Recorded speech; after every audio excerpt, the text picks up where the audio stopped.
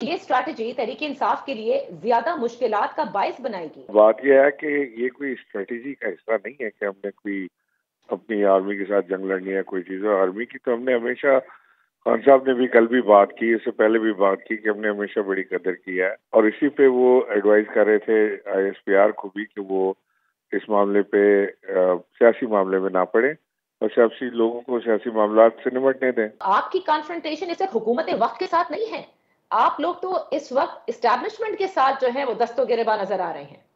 نہیں، ہماری کانفرنٹیشن بالکل حکومت وقت کے ساتھ ہے، اور ہم ہر بار اپنے انسٹیٹیوشنز کو یہ ایڈوائز کرتے رہے ہیں کہ آپ اس معاملے سے باہر رہیں. ہمیں بتایا گیا کہ وہ نیوٹرلائز ہو چکے ہیں، نیوٹرل ہیں، وہ اس میں کوئی کردار ادا نہیں کر رہے، اور ہم نے بڑا صبر و تحمل کا مظاہرہ کر کے اس بات پہ یقین کیا کہ ایسا ہی ہوگا.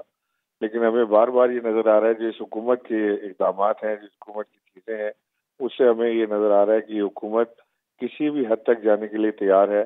اور اس میں میں بار بار یہ بات کہہ چکا ہوں کہ وہ یہ چاہتے ہیں کہ آرمی اور پاکستان تحریک انصاف فریق بن جائیں، وہ خود بیچ سے ہٹ جائیں. جو نیوٹرالٹی یا اے پولیٹیکل ہونے کا اعلان کیا گیا، آپ کو وہ نظر نہیں آ رہا تحریک انصاف کو؟ نہیں، نیوٹرالٹی تو اس وقت نہیں نظر آ رہی نا. دیکھیں، کیونکہ اگر اسٹیبلشمنٹ کا انفلوئنس نہ ہو تو یہ جو حکومت وقت اس وقت جو حرکتیں کر رہی ہے، ان کے پاس اتنی طاقت نہیں ہے یہ کام کرنے کے، اور یہ خود بھی ملائن ہو رہے ہیں اور انسٹیٹیوشنز کو بھی گندا کر رہے ہیں. تحریک انصاف کے خلاف یہ کیس بلڈ ہو رہا ہے کہ لوگوں کو جمع کر کے کہ let's march toward corps commander Lahore کے گھر کے باہر، ہم نے وہاں جانا ہے. یہ تمام چیزیں اور کیا ہیں؟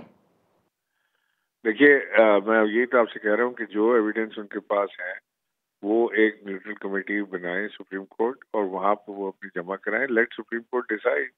اگر وہ پلیڈ گلٹی کریں گے تو پھر دیکھیں گے اس میں کیا کیا چیز نکل سکتی ہے اور کیا ان کو سپریم کورٹ سزا دیتی ہے. یہ تو چیف منسٹر تو کوئی نہیں ہے سزا اور جزا دینے والے.